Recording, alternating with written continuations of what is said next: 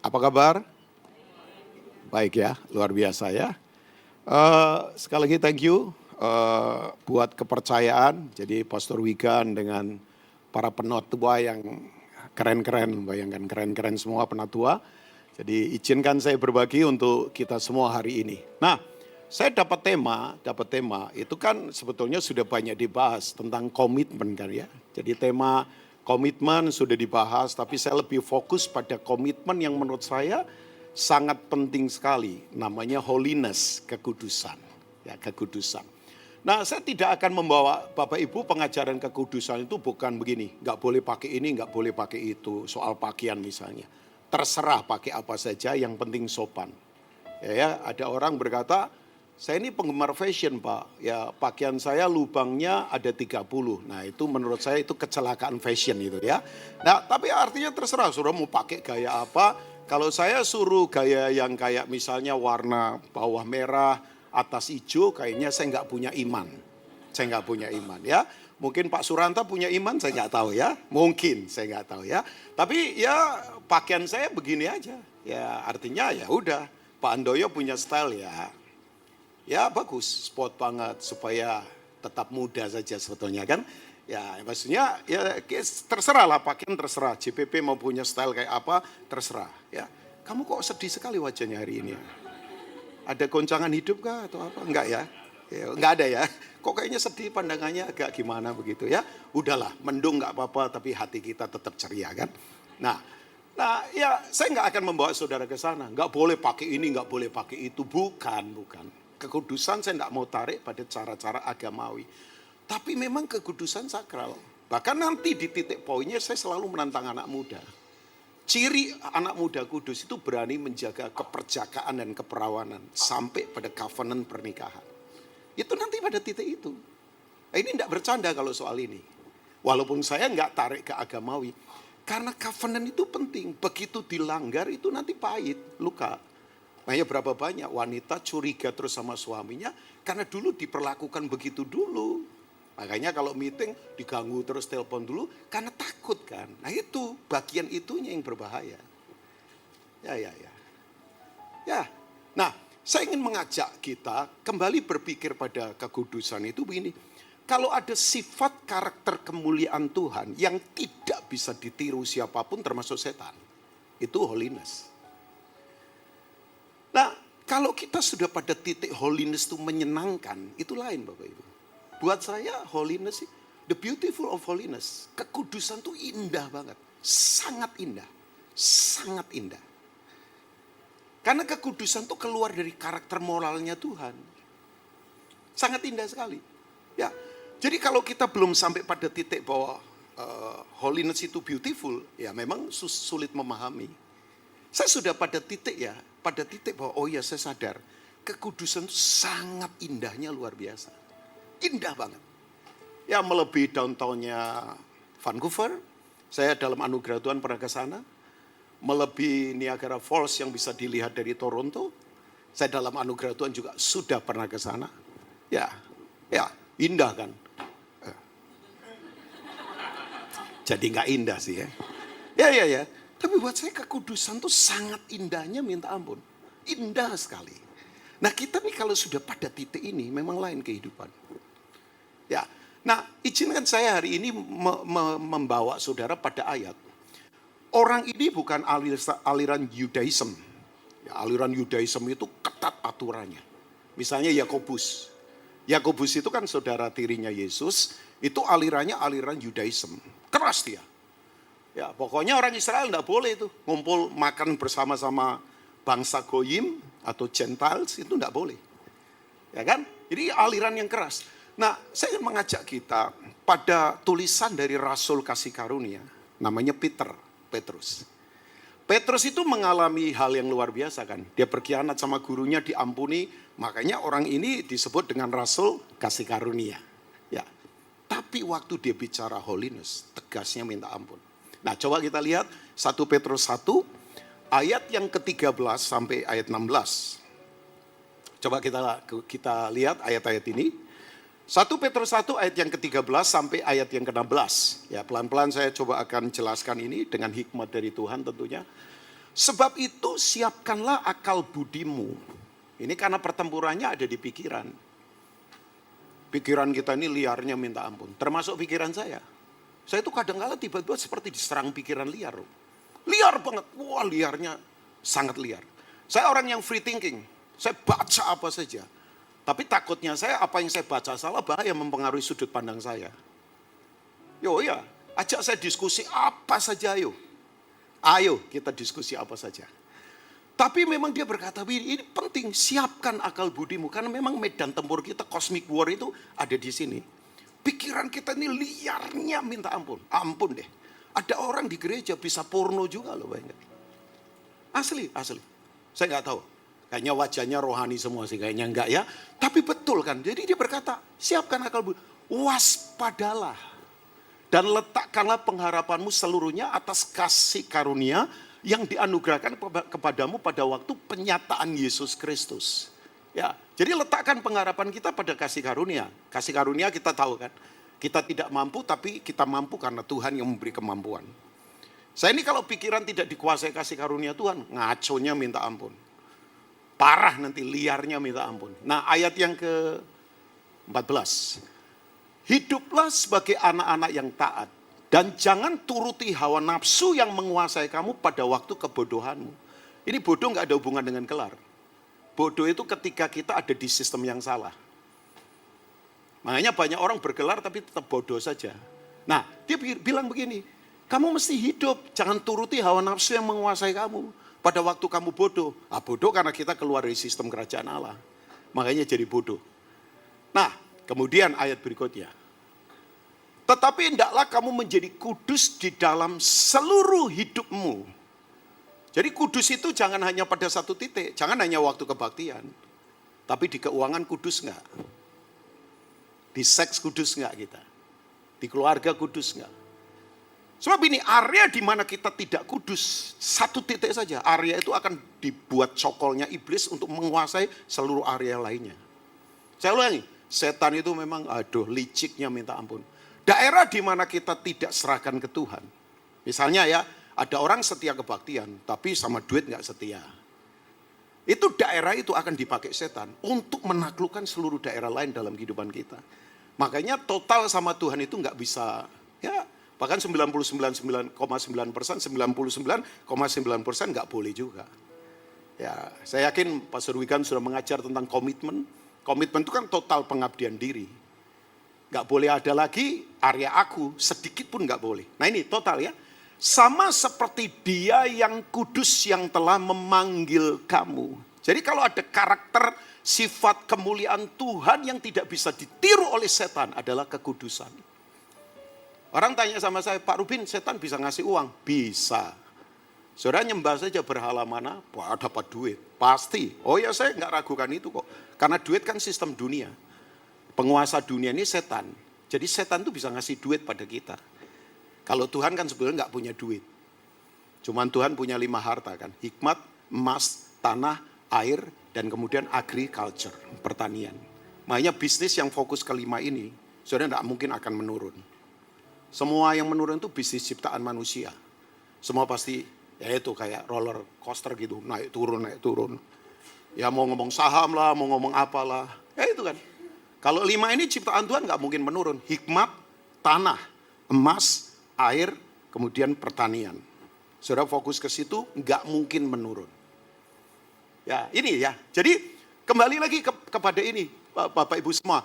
Jadi Tuhan itu punya karakter yang tidak tertandingi. Setan bisa membuat orang punya duit, bisa. Cuman kan biasanya kalau nyembah begitu pasti ada korban. Nanti ada yang gila, ada yang mati. Saya doakan satu keluarga nyembah begituan. Ada yang tiba-tiba edan, ada yang tiba-tiba mati muda. Karena setan itu enggak mau gratisan. Oh iya saya percaya kalau orang pengen cari uang, nyembah setan bisa dapat uang. Tapi ada karakter yang memang luar biasa yang disebut dengan kekudusan. Nah, ayat yang ke-16 ini dia. Sebab ada tertulis kuduslah kamu sebab apa Bapak Ibu? Aku kudus. Nah ayat ini berkata begini sebetulnya. Ayat kedua mengakibatkan ayat pertama terjadi. Jadi ayat yang kedua, sebab aku kudus membuat kita jadi kudus. Seperti gelas pecah karena jatuh. Karena jatuh gelas pecah. Bukan karena jatuh. Bukan karena pecah gelas jatuh. Kok saya bingung sendiri. Oke. Ya, enggak lah. Analoginya kan begini, ya kan? Jadi kata kedua mengakibatkan kata pertama terjadi. Ya, kata kedua adalah gelas. Ya itu, gelas pecah karena jatuh. Karena jatuh gelas pecah, bukan karena pecah gelas jatuh. Ya yang bingung lah. Wong yang ngomong saja bingung kok saya ya. Tapi kan betul kan. Jadi kata kedua mengakibatkan kata pertama terjadi. Makanya menguduskan kita Tuhan. Gak ada yang lain. Ya, memang betul yang menguduskan kita Tuhan. Tapi pilihan-pilihan kita tiap hari dalam komitmen itu akan membuat kita terjaga untuk tetap kudus. Nah ini. Ya, jadi saya ulangi sekali. Yang menguduskan saya Tuhan. Saya kudus bukan karena usaha saya, nggak ada manusia yang bisa kudus, nggak ada. Ya, jadi tapi begini, komitmen saya tiap hari itu membuat saya tetap terjaga kudus. Makanya saya nggak sembarangan yang saya tonton. Saya ini buat diri saya keras, tapi buat orang lain nggak terlalu keras. Saya tahu apa yang saya tonton, nggak sembarangan, walaupun orang nggak tahu. Oh iya, saya tahu apa yang saya katakan. Karena itu komitmen saya mesti jaga. Nah komitmen itu tidak bisa didoakan. Komitmen itu harus dilakukan.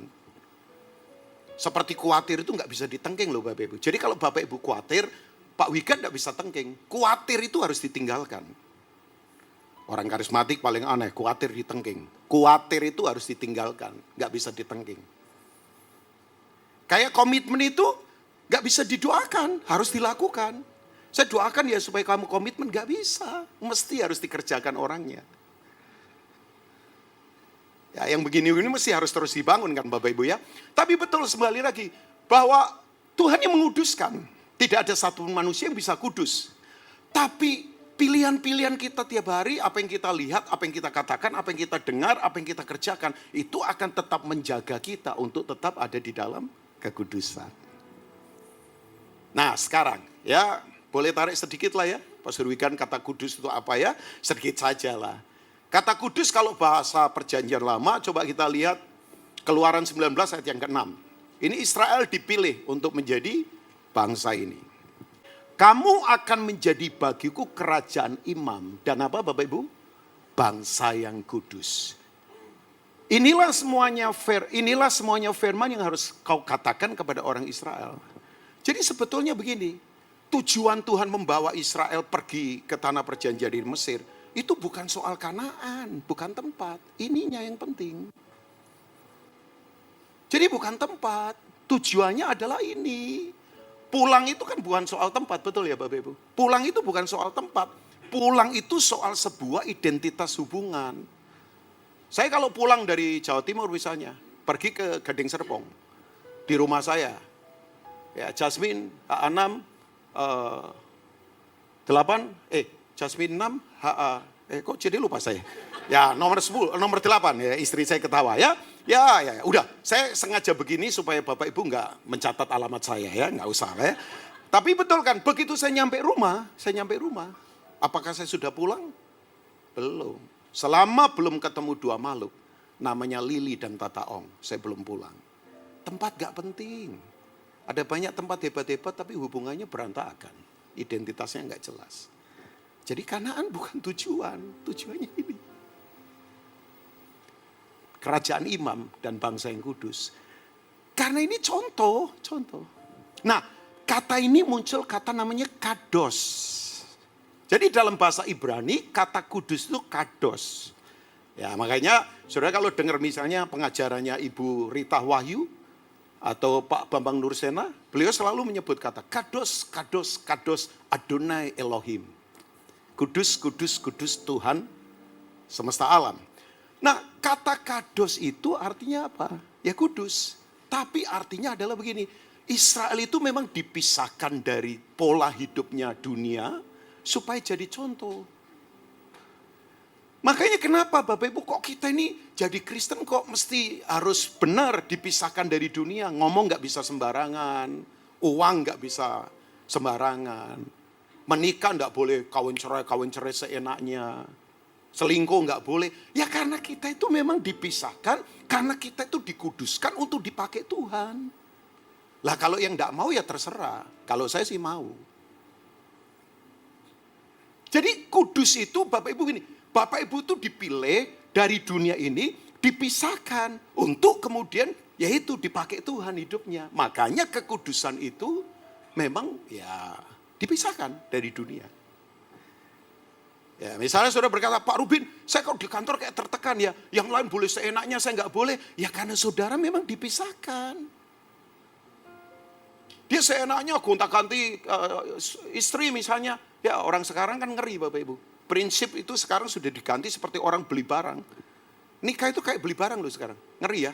Padahal ini prinsip kan. Misalnya, udah bosen ya udah kayak beli sepatu baru, ada model baru beli, yang lama dibuang.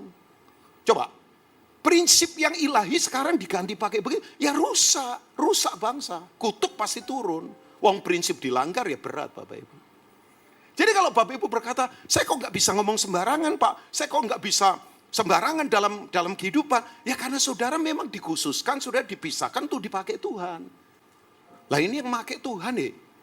Wong tadi di awal saja Pak Andoyo cukup tegas itu. Ya, bahwa kalau bisa ibadah ya sebelum jam 10 sudah ada semua. Ya, untung tepat waktu loh saya masuk Pak. Kalau enggak saya berlutut di belakang minta ampun, minta didoakan Pak Suranta saya di belakang. Haleluya, saya enggak ketelat ya. Ya. Coba, level saja yang di bumi punya aturan begini, apalagi Tuhan. Ya kita enggak bisa seenak-enaknya. Lah kalau mau seenak-enaknya Kristen hancur semua. Saya makanya sedih kalau orang berkata, Kristen sama saja. Siapa bilang, pengusaha itu Kristen nyolong juga. Pendeta sama juga, itu mata duitan juga. Saya sampai bilang, pendeta yang mana? Kasih tahu saya dong. Tidak semua pendeta begitu juga. Ya ada yang begitu. Loh, untuk hal ini Bapak Ibu ayo. Jangan main-main, tunjukkan pada dunia. Karena kita dipertontonkan dunia. Sudah cukuplah kita cuman hebat-hebat di dalam ngapain? Kalau kita hebat di dalam ngapain? Garam ini kalau ngumpul terus dengan garam, godang garam. Kalau godang garam darah tinggi, makanya ngamuan semua di dalam gedung gereja. Ya, soal seragam Natal lempar-lemparan kursi. Soal makan apa, satu memang pengennya lontong cap gome, yang satu gado-gado. Itu sampai ribut, saya bilang ngapain? Energi kita terbuang hal-hal yang sia-sia. Ya karena kita mainan terus di dalam. Terang ini kalau ngumpul terus dengan terang, silau. Nah, kalau silau tabrak akan melulu. Pak Damsus ketawanya, lepasin aja Pak, jangan ditahan-tahan begitu. Udah, lepasin Pak, lepasin. Ya kayak Aditya Raditya, lepasin gitu pokoknya. Ya. Lah iyalah, kita ini ya ampun, cuman sekian jam hanya untuk konsentrasi 1,5 jam di sini buat apa? Makanya gereja sekarang inputnya terlalu banyak, outputnya kurang. Mau sampai kapan kita? Yang paling gak enak sekarang, yang paling gak enak agak tegas lah saya ngomong ini. Sekarang banyak orang Kristen mengambil berkat dari kerajaan Allah hanya untuk memperkaya dunia. Tidak memperkaya kerajaan Allah. Ya karena itu. Sorry ya, kita banyak mengambil berkat dari kerajaan Allah. Tapi hanya untuk memperkaya dunia. Gak memperkaya kerajaan Allah. Capek kita, mau sampai kapan Bapak Ibu? Ini masa-masa akhir Bapak Ibu. Saudara dipisahkan memang. Saudara dikhususkan buat Tuhan. Karena mau dipakai Tuhan. Lah ya kalau yang mau dipakai ya ayo. Kalau enggak mau ya sudah. Lah Tuhan gimana? Mau masak-masak gimana? Enggak bisa. Itu kata kados. Tapi Israel gagal kan. Makanya dari bangsa yang kudus kemudian Tuhan cari umat yang kudus. Bukan lagi eksklusif satu suku atau satu bangsa. Tapi sudah umat yang kudus. 1 Petrus kan berkata, kamulah itu. Ya, orang yang dipanggil dari gelap kepada terang. Nah, dalam perjanjian baru, kata kudus itu, dalam bahasa Yunaninya ditulis dengan kata hagios. Ya, tadi 1 Petrus itu hagios. Hagios sama juga artinya, nggak berubah. Kamu dipilih, kamu dikhususkan karena kamu mau dipakai Tuhan. Nah sekarang, saya tadi sudah bilang, saya nggak bisa kudus, yang menguduskan saya Tuhan. Bapak Ibu yang menguduskan adalah Tuhan. Makanya kuduslah kamu sebab aku kudus. Karena Tuhan kudus, makanya apa? Kita kudus. Jadi begini, kudus itu bukan menyiksa diri. Bukan. Ya, dulu sempat ya ada pengajaran dulu. Sampai orang begini, bahwa dalam hubungan intim, hubungan seks, itu orang merasa bersalah. Padahal sudah suami istri. Makanya katanya nggak layak di pelayanan. Itu dulu sempat ada pengajaran begitu tuh. Dia pikir, oh ya, kalau kudus itu, ya kan kalau suami istri keintiman kan hal yang biasa lah. Wong dalam covenant kok. Ya, suami istri loh saya bilang ya dalam perjanjian. Tapi kembali lagi, kita kudus bukan menyiksa diri. Ada orang begini, semakin miskin semakin kudus. Semakin menderita semakin kudus. Bukan. Gak ada upaya dari kita. Kita kudus karena Tuhan yang menguduskan kita. Sampai ada orang begini, main sepak bola nggak pakai bola, pakai durian. Jadi semakin berdarah-darah, semakin kudus. Pernah ketemu nggak orang-orang yang ke gua-gua bertahun-tahun, nggak potong jenggot, nggak potong kumis, nggak mandi, karena dipikir menyiksa diri semakin kudus. Bukan. Kudus karena Tuhan menguduskan kita. Nah sekarang, bagian kita untuk tetap menjaga kekudusan, mesti komitmen. Katakan komitmen Bapak Ibu. Saya tawarkan beberapa komitmen ini.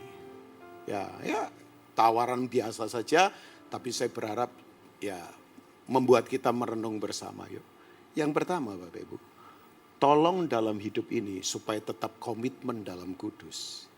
Jangan gampang kecewa. Hati kita. Masa sih Pak? Oh iya. Kekecewaan itu selalu menajiskan Bapak Ibu. Orang kalau kecewa Bapak Ibu, itu gampang najis dalamnya.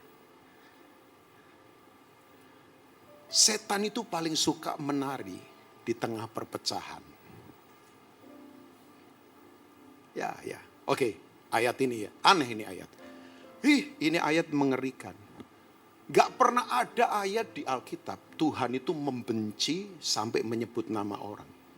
Dijauhkan ini dari kita. Biasanya begini, aku itu marah sama Yehuda, suku. Aku itu kecewa sama Benyamin, suku. Aku itu menghukum Moab, suku juga. Tapi Tuhan menyebut nama dan menyatakan benci sama orang ini. Coba lihat Roma pasal 9 ayat 13. Saya berharap saya nggak salah ayat. Oh ya. Saudara tahu orang ini? Ini noda dalam perjamuan kudus. Selain Kain ya. Pembunuh pertama namanya Kain. Kenapa dia membunuh? Jealous. Kenapa? Kecewa. Orang kecewa itu karena begini, yang dia inginkan tidak terjadi. Orang kecewa itu selalu begini. Nanti gampang berbuat yang berbahaya sekali. Coba kita lihat ya. Seperti ada tertulis, baca sama-sama jemaat Life House Community 23, aku mengasihi aku, tetapi membenci Esau. Menurut saya nggak banyak atau mungkin satu-satunya ayat di mana Tuhan benci itu menyebut nama seseorang. Esau. Dan yang aneh, coba kita lihat Ibrani pasal 12. Saya mesti membaca, mungkin ayat 16 ya. Saudara, saya beritahu saudara, saya punya potensi mengecewakan, saya punya potensi dikecewakan, saya punya potensi kecewa. Tapi saya putuskan dalam hidup ini untuk tidak mau kecewa. Ada satu anak itu bikin skripsi sekolah teologi ya. Aneh. Bikinnya itu di tempat pelacuran. Sementara yang lain bagaimana bikin homiletika bagus, bagaimana mengkhotbahkan kitab Petrus, penafsirkan dengan bagus. Ya, ini membuat itu tentang pertempuran generasi. Karena salah satu, saudara kan tahu salah satu manifestasi neraka adalah kenajisan. Salah satunya adalah perzinahan. Saudara tahu perzinahan itu orang pikir menggantikan hadirat Tuhan. Makanya begitu Adam keluar dari Eden, maka Adam bersetubuh sama istrinya. Kain diusir, maka bersetubuh Kain dengan istrinya. Jadi begini, kenikmatan itu dipikir menggantikan kenikmatan di hadirat Tuhan. Ya, kecewa itu ternyata mengerikannya luar biasa Bapak Ibu ya. Tapi coba kita lihat, ya thank you ya. Ini orang yang survei di tempat pelacuran itu, survei kira-kira 80 pelacur. Pertanyaan besarnya cuma 2 saja. Ini untuk skripsinya dia, ada juga ini orang. Yang pertama, apakah profesi ini kamu akan ambil seumur hidup? Dijawab langsung, hampir 100% berkata tidak. Nah pertanyaan besar yang kedua bilang begini, kamu lakukan ini kenapa? Yang mengirim jawaban cuma 70-an, secara data valid lah ya. Karena udah 90% ya berarti ya. Bapak Ibu tahu jawabannya mengejutkan. Kami luka, kami dihamili tanpa ada tanggung jawab, kami dilecehkan. Tahu nggak Bapak Ibu? Ada ujung yang berkata ini, kami mau balas dendam, merusak semua keluarga untuk hancur seperti kami. Saya begitu membaca data ini saya berkata, oh my God, apa itu namanya? Lingkaran setan, manifestasi neraka. Saya beritahu, itu perampokan luar biasa, semua potensi. Saudara jangan lihat biasa loh orang kecewa. Kecewa itu kelihatannya orang biasa, tapi bisa jadi monster yang mengerikan. Ya, tahu itu? Skikle Huber, saudara pernah dengar orang ini? Papa Yahudi, Mama Jerman. Papanya suka selingkuh, pulang gampar mamanya, ludahi maafkan saya. Gak ada rasa hormat. Satu kali dia ketok pintu lagi mabuk jam 3 dini hari. Gak ada yang buka, hujan di luar. Ya siapa yang buka? Jam 3 dini hari orang tidur kan. Dan itu kan jam operasinya para Dracula, coba bayangkan.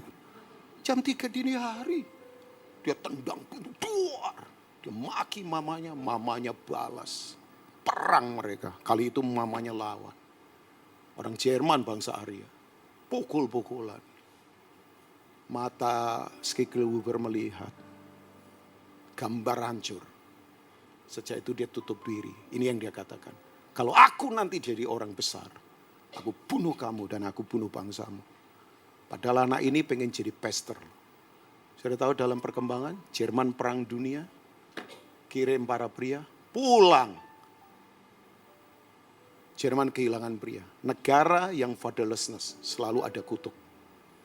Di mana negara tidak punya figur sumber bapak, hancur itu negara. Itu salah satu kutuk. Karena ada 3 kutuk di bumi ini. 1 divorce, perceraian.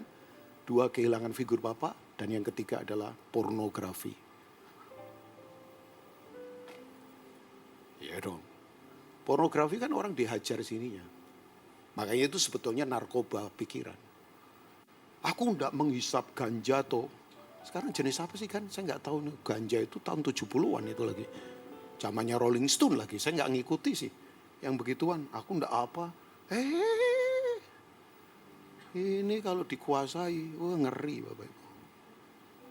Ngeri dikendalikan. Kan itu witchcraft. Sihir.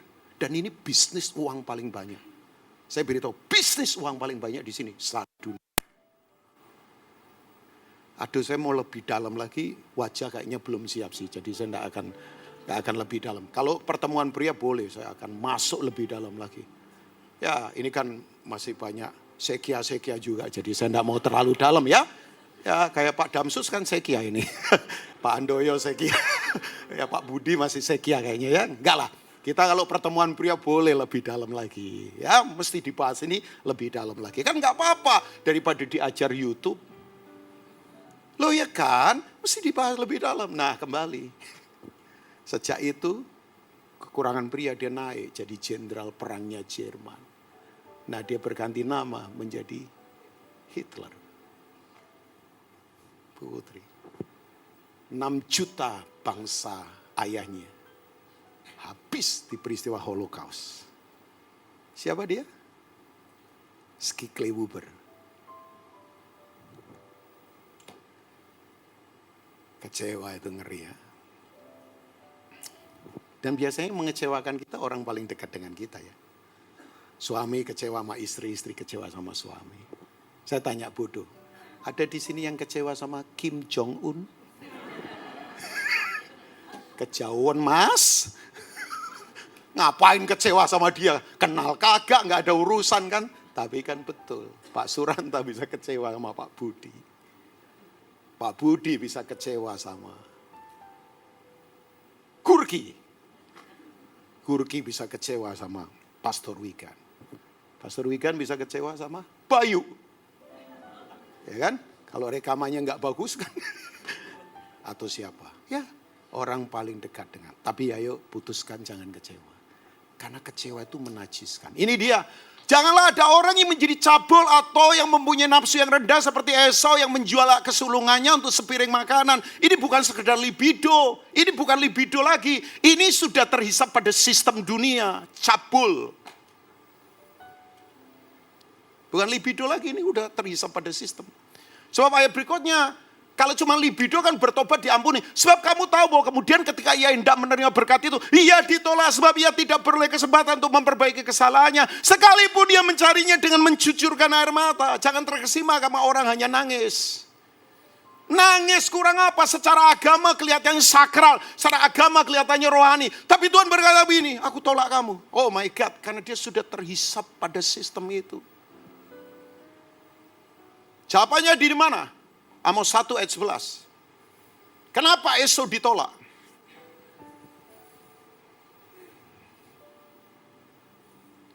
Jangan ada yang kecewa loh hari ini.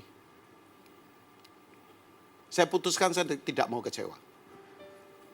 Karena saya punya potensi kecewa. Saya punya potensi mengecewakan. Saya punya potensi dikecewakan. Tapi kan saya punya kekuatan roh Tuhan. Kita semua ada dalam kekuatan roh kudus. Yang setuju katakan amin. Putuskan jangan kecewa. Jangan kecewa. Udah. Karena kecewa itu membuat orang najis. Beginilah firman Tuhan. Karena 3 perbuatan jahat Edom. Bahkan berapa? 4. Edom, Red Esau.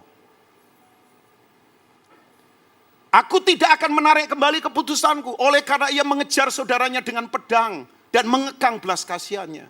Amarahnya diberi makan terus. Belas kasihannya dihancurkan. Mendendamkan amarahnya untuk selamanya dan menyimpan gemasnya untuk seterusnya. Tidak pernah melepaskan pengampunan dan kesempatan pada orang lain.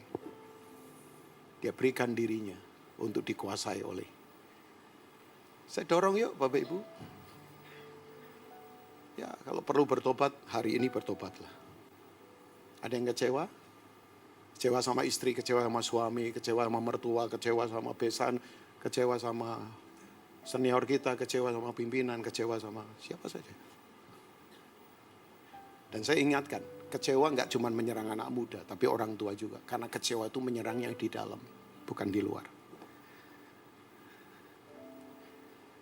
Ya, makanya kekecewaan menggiring orang.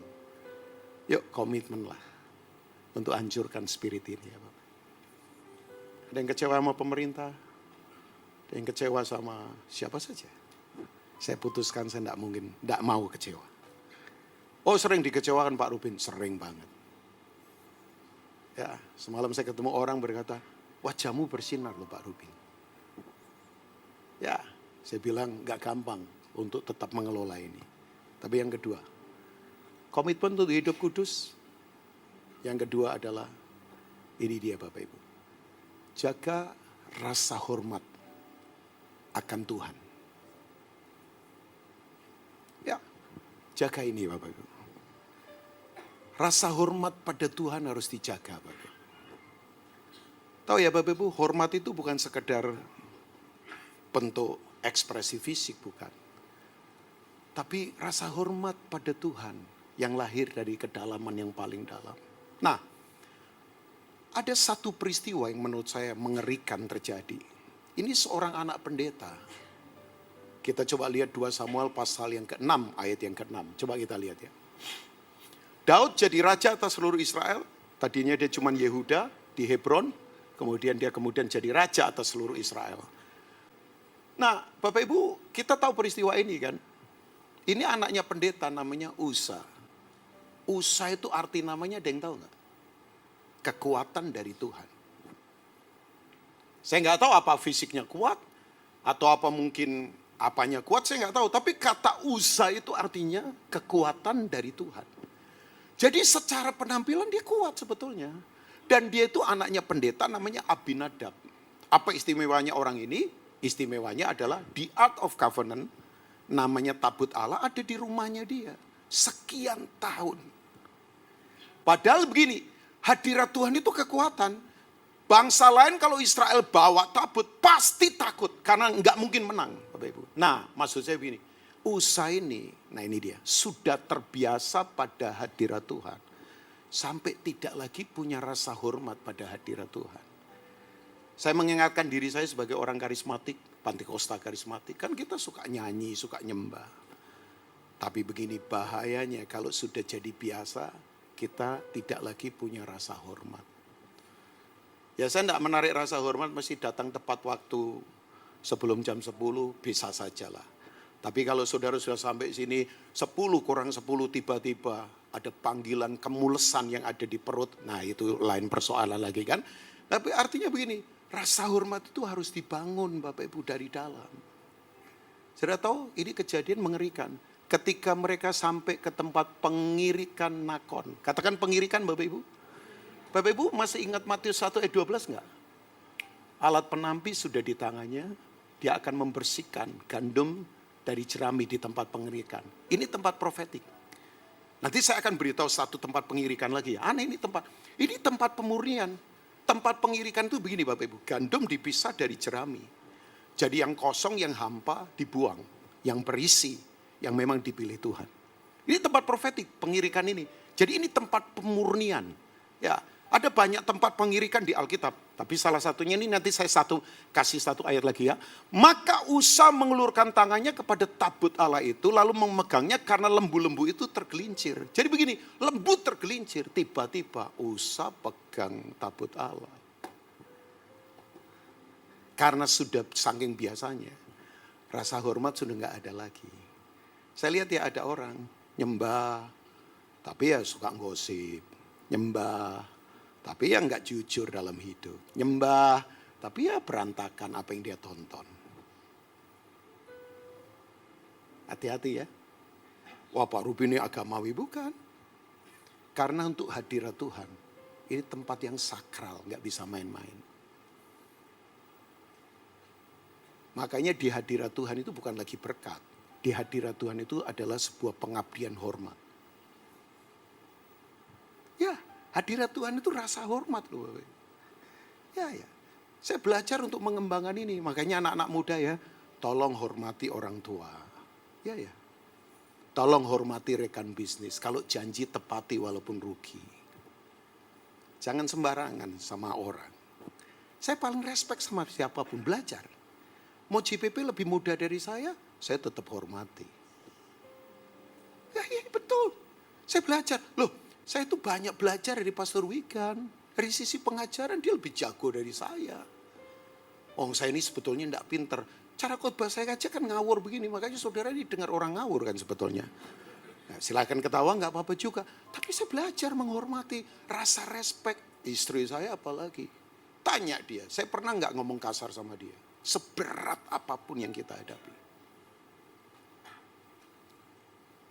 Makanya tunjukkan istri saudara pada saya akan tahu rohani saudara seperti apa.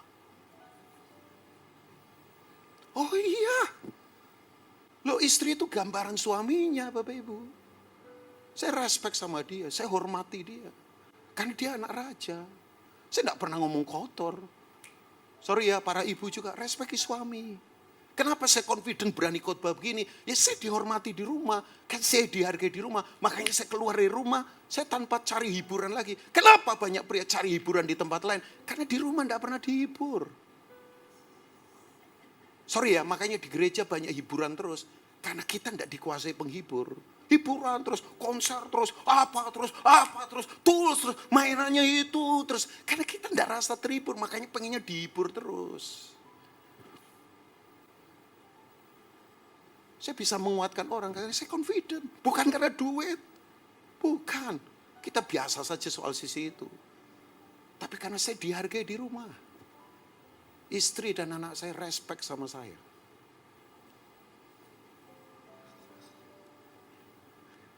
Makanya di mana ada kehormatan, kekudusan.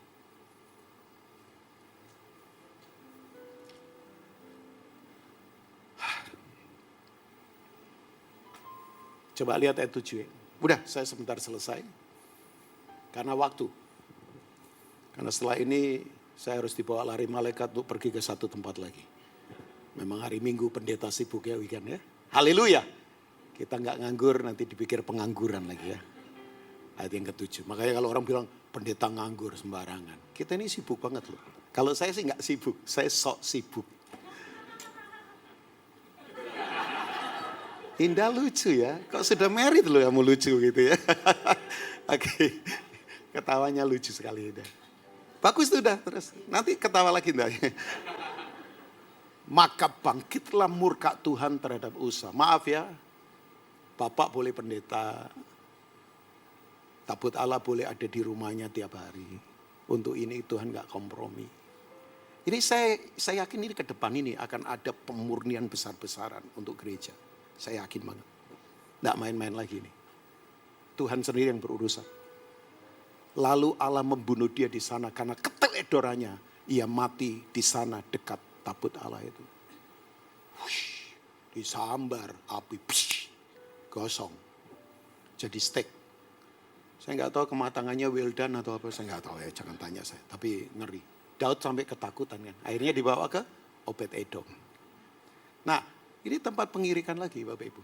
Oke, saya nggak sempat membaca tapi Bapak Ibu nanti baca pasal 24 ayat 8 dan ayat 15. Daud sombong, orang sombong najis. Hitung rakyatnya, Tuhan marah. 3 hukuman, Tuhan sodorkan. 1, 3 tahun kelaparan. 2, 3 bulan dikejar musuh. 3, jatuh ke tangan Tuhan 3 hari. Daud memilih jatuh ke tangan Tuhan. Sudah tahu? 70.000 orang mati tiap hari gara-gara pemimpin yang sombong. Gak lagi punya rasa hormat pada Tuhan. Di mana tulah berhenti? Tempat pengirikan orang Yebus. No more kill, Tuhan berkata. Sudah stop. Malaikat pencabut nyawa suruh sarungkan pedang. Bapak Ibu baca 2 Samuel 24 ya. Tapi yang aneh, first temple itu dibangun di mana? Oke, 2 Tawarikh pasal yang ketiga ayat yang pertama. Saya selesai dengan ini. Ini tempat di mana kita mesti memiliki rasa hormat. Ya, nah rasa hormat kita dibangun karena ketaatan kita, jangan yang lain. Makanya kalau orang taat itu selalu punya rasa hormat. Tahu ya taat ya? Taat itu berasal dari kata hupotaso.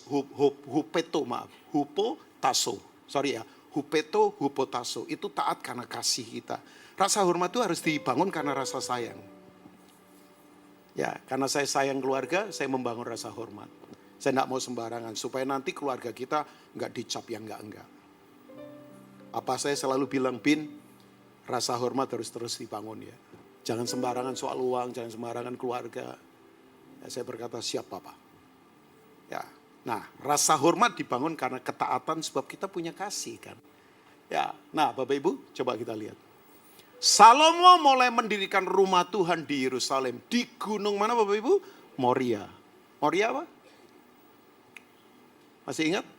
Abraham mempersembahkan Ishak. Di mana Tuhan menampakkan diri kepada Daud ayahnya di tempat yang ditetapkan Daud. Ya ini di mana Bapak Ibu? Tempat pengirikan Ornan orang Yebus itu. Coba ya. Jadi first temple bait Allah harus dibangun di tempat pemurnian. Tempat kekudusan. Levos ini bukan sedang bercanda loh. Ini tempat kudus. Jangan main-main di sini. Pelayan jangan main-main ya. Ini tempat kudus. Ini komunitas kudus. Ini tidak bisa kita bercanda-canda. Nggak bisa. Saya tahu saya datang ke sini pun saya nggak bisa bercanda. Karena ini tempat kudusnya Tuhan. Bukan soal tempatnya ya. Tapi komunitas atmosfernya. First temple dibangun di mana? Tempat pemurnian. Apa yang terjadi? Pasal 7 ayat yang pertama. Coba kita lihat. Waktu Daud mempersembahkan persembahan di tempat pengirikan, tulah berhenti. Tapi ayat yang pasal 7 dari ayat yang pertama. Setelah Salomo mengakhiri doanya, baca sama-sama yuk 2, 3 sama-sama. Api pun turun dari langit, memakan habis korban bakaran dan korban-korban sembelihan itu dan kemuliaan Tuhan. Selalu dalam kekudusan pasti akan ada lawatan Tuhan yang luar biasa. Ini bersiaplah, dunia sedang menantikan gambar yang benar dari eklesianya Tuhan. Saya harus stop, tapi yuk saya ajak saudara. Kekudusan harus kita alami sampai kita merasa begini. Kudus itu indah. Ya, bukan seks itu indah. Kudus itu indah. Ya, kekudusan itu sangat luar biasa sakral. Bangkit berdiri bersama.